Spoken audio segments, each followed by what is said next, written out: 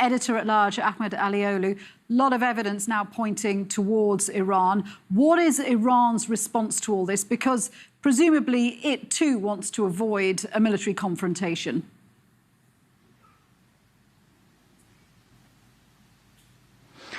Well, surely, as a matter of fact, Iran denies any responsibility of the attack. But on the other hand, strategically speaking, they do understand the conditions that John just alluded to. The United States, the Saudis ally, doesn't have the appetite to pick up a fight with the Iranians because they're bracing for the coming election in the United States. On the other hand, you have Israel, that's Saudi's ally in the Middle East. Netanyahu faces major challenges after losing the majority in the recent election.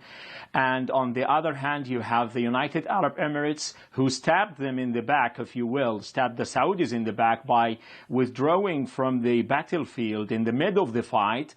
And also the Egyptian president, who is also a major ally to the Saudis, who is in big turmoil now in Egypt after exposing the scandals of his military establishment. With all these elements on the table with the Iranians, they do now practice some more pressure. They do have the leverage and the upper hand to practice pressure. As Rouhani said, this is a warning to the Saudis to stop the war in Yemen and to hold all the atrocities and, the offenses of the Saudis in Yemen. They do understand the context quite well. They don't want to escalate anymore, but they want the Saudis to understand the lesson.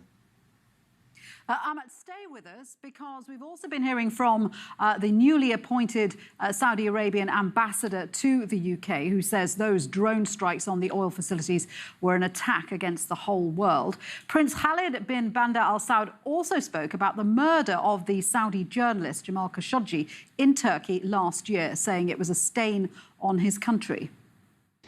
Well, let me be clear. What happened in Istanbul almost a year ago was a stain on Saudi Arabia, a stain on our culture, our people, our government. I wish it didn't happen.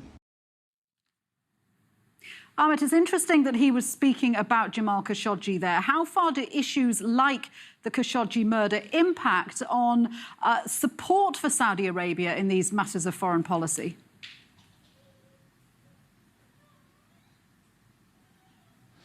Indeed, surely it casted like dark shadows on the Saudi image in the international arena. Now, when it comes to Germany, for instance, today they've announced that they're going to extend the ban on the exporting of arms to Saudi Arabia for another 6 months. The image of Saudi Arabia completely deteriorated after the killing of Jamal Khashoggi.